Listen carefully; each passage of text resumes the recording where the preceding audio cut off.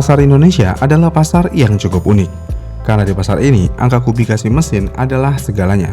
Mulai dari parkiran nih, motor yang memiliki kubikasi 250 cc akan memiliki parkirannya sendiri. Kemudian untuk parkiran eksklusif, motor kalian harus memiliki kubikasi minimal 550 cc. Di bawah itu, jangan harap motor kalian bisa mendapatkan hak atas parkiran eksklusif tersebut. Jadi ya, ZX4RR yang harganya 250 juta karena kubikasinya cuma 400 cc, motor tersebut tidak akan bisa mendapatkan hak parkir eksklusif di beberapa mall.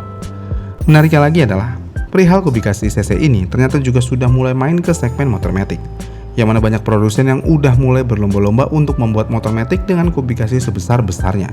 Dan hal ini sudah bisa kita lihat dari beberapa tahun lalu. Kalau sebelum-sebelumnya motor matic single cylinder hanya akan memiliki kubikasi maksimal di 150 cc, saat ini sudah lebih dari 150 cc.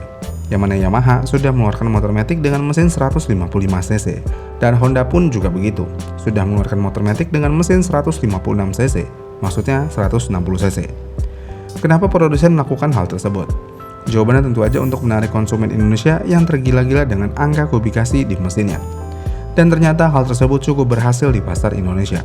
Angka penjualan motor yang memiliki kubikasi besar langsung melonjak tajam. Dengan keberhasilan tersebut, akhirnya beberapa produsen mengeksploitasi angka kubikasi mesin tersebut. Sebagai contoh, Honda. Ada berapa banyak motor Honda yang menggunakan mesin yang serupa dengan kubikasi yang serupa? Jawabannya cukup banyak. Bahkan motor berkonsep retro modern seperti Stylo aja, Honda menggunakan mesin berkubikasi 160 cc. Dengan hal tersebut, ya Honda benar-benar memanfaatkan mesin 160 cc mereka. Namun ini semua berbeda dengan Yamaha. Ketika Honda kuat di motor bermesin 160 cc, Yamaha kuat di motor bermesin 125 cc. Sebagai contoh, salah satunya adalah Grand Filano. Yamaha Grand Filano digadang-gadang menjadi penantang serius Honda Stylo, karena motor ini seharusnya memiliki segmen yang sama. Namun ketika kita melihat mesin yang digunakan Filano, sayangnya Filano hanya menggunakan mesin 125 cc. Dan untuk orang-orang yang tergila-gila dengan angka kubikasi, Filano tentu aja bukan menjadi pilihan utama. Dan sayangnya lagi, walaupun Filano secara desain dan fitur motor ini sebenarnya menarik, tapi dari angka penjualan jika dibandingkan dengan Stylo, Filano ya kalah telak. Dan salah satu alasan kenapa Filano kalah telak yaitu mesin motor ini yang kecil. Namun kenapa? Jika Yamaha sudah menyadari hal ini, kenapa Filano tidak menggunakan mesin 155 cc seperti yang digunakan di Aerox, Lexi, ataupun NMAX? Alasan paling dasar dan paling kuat adalah Filano produk global, yang mana motor ini didesain di Vietnam, yang berarti Yamaha Indonesia hanya akan mengadaptasi dari keseluruhan desain tersebut. Ini berbeda dengan Stylo, yang mana Stylo memang didesain dan dikembangkan langsung untuk pasar Indonesia, yang berarti juga Honda bisa menggunakan mesin apa yang mereka mau karena mereka mendesain sendiri keseluruhan motornya. Itu adalah alasan paling dasarnya dan paling sederhananya. Makanya buat kalian yang berharap Filano akan dijadikan mesin 155 cc, mungkin hal ini agak sulit dilakukan, karena dari awal motor ini tidak dirancang untuk menggendong mesin 150 cc dari NMAX, Aerox, ataupun Lexi. Apalagi kalau kita lihat spesifikasi rangkanya yang tidak simetris dan terlalu kompleks. Yang mana diketahui juga diameter rangka Yamaha Filano asimetris. Diketahui sisi kanan memiliki diameter pipa sebesar 53,2 mm, sedangkan sebelah kiri memiliki diameter 47,5 mm. Kenapa bisa berbeda? Alasannya untuk menyeimbangkan bobot mesin 125 cc yang digunakan Filano. Karena diketahui mesin dan CVT-nya Filano condong ke sebelah kiri dan tangki bensin bawah yang agak bergeser ke kiri juga. Jadi ya, jika Filano ingin menggunakan mesin 155 cc yang udah ada, Yamaha harus merubah total seluruh rancangan desainnya. Karena jika tidak dirubah diameternya dan langsung masukin mesin 155 cc, distribusi beban sasis ini akan hancur total, yang pada akhirnya motor akan menjadi limbung atau miring saat dikendarai. Selain itu, pada sasis motor matic konvensional, pipa rangka utama dari arah stang menuju ke bawah dek biasanya berbentuk lurus tegak.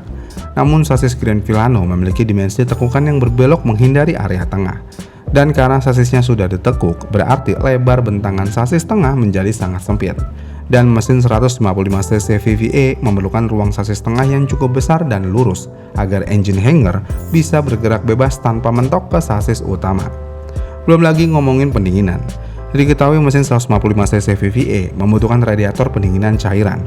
Selain kisi-kisi radiator di samping mesin yang dibutuhkan, sistem ini juga membutuhkan tangki reservoir. Dan sayangnya sasis Grand Filano tidak memiliki bracket kosong untuk mengikat tabung reservoir air radiator tersebut. Kemudian selain dari masalah sasis, masalah panas mesin yang berlebih jika menggunakan mesin 155cc juga akan terjadi di motor ini, yang mana bodi belakang Grand Filano dirancang sangat tertutup, rapat dan minim lubang udara. Dan Yamaha sengaja menggunakan desain ini supaya air atau kotoran tidak masuk ke area bagasi. Namun dengan desain seperti ini tentu aja menjadi mimpi buruk untuk mesin 155cc VVA, yang mana mesin 155cc VVA Yamaha bisa menghasilkan suhu panas sisa pembakaran yang sangat tinggi. Dan karena bodi Filano tidak memiliki jalur pelepasan panas yang memadai, hawa panas dari mesin 155cc akan terperangkap di bawah jok. Efeknya ruang bagasi akan menjadi sangat panas dan mesin akan sering ngejim karena kepanasan. Jadi ya, secara teknis hampir mustahil Grand Filano menggunakan mesin 155cc tanpa harus merubah desain konstruksi secara keseluruhan. Namun apakah Yamaha Filano menjadi motor yang buruk ketika motor ini hanya menggunakan mesin 125cc? Jawabannya tentu aja tidak. Tapi motor ini menjadi sangat nanggung buat pecinta angka kubikasi. Grand Filano dijual dengan harga mulai dari 27,9 juta rupiah alias 28 juta kurang dikit. Sedangkan Honda Stylo 160 dijual mulai dari 29,6 juta rupiah alias 30 juta kurang dikit juga. Selisihnya kurang lebih cuman di 2 jutaan aja. Dengan perbedaan cuman 2 jutaan dan perbedaan kubikasi ada di angka kurang lebih 35cc jika mengacu ke 160, Filano menjadi kurang menarik jika dibandingkan dengan Stylo. Ini kita fokus ngomongin kubikasi ya, bukan desainnya. Karena kalau desain ya selera masing-masing. Dan kalau menurut saya pribadi, Filano dan Stylo memiliki desain yang cukup menarik. Walaupun mereka memiliki kekurangannya masing-masing juga. Tapi masih oke untuk dipandang. Dengan perbedaan cuma di 2 juta rupiah, apakah lebih baik mengambil Stylo daripada Filano? Jika kalian penggila angka kubikasi, jawabannya tentu aja iya. Karena dengan selisih 2 juta rupiah aja, kalian bisa mendapatkan motor bermesin yang lebih besar. Tapi jika kalian mencari desain dan fitur, sebenarnya perbedaan 2 juta rupiah tersebut masih cukup menarik di Filano. Yang mana Filano memiliki beberapa gimmick yang cukup menarik. Misalnya yang pertama, gimmick lampu dasi. Kemudian gimmick apps Yamaha. Lalu ada gimmick kombinasi TFT dengan LCD di speedometernya. Dan yang menarik, gimmick lampu LED otomatis di bagasi. Ya, jika kalian suka dengan fitur gimmick kayak gini, sebenarnya Filano masih cukup oke untuk dibeli. Iya kan? Jadi kesimpulannya Filano hampir mustahil menggunakan mesin 155cc VVA jika tidak melakukan perubahan yang cukup signifikan di rangkanya. Dan sayangnya Filano tidak pernah didesain untuk hal tersebut dari awal. Terlebih lagi, walaupun strategi menaikkan angka kubikasi di motor matic adalah langkah yang cukup bagus dan terjamin oke, tapi hal tersebut tidak mutlak 100%. Karena ada orang yang peduli dengan angka kubikasi mesin, tapi ada juga yang tidak terlalu peduli. Dan Filano mungkin akan berdiri dengan idealisnya sendiri. Bentar, Filano bukan berdiri dengan idealisnya, tapi Filano hanya tidak bisa dirubah aja karena memiliki keterbatasan. Iya kan? Gimana nih menurut kalian? Apakah angka cc adalah segalanya? Komen di kolom komentar di bawah ya. Terima kasih sudah menonton dan sampai jumpa di video selanjutnya.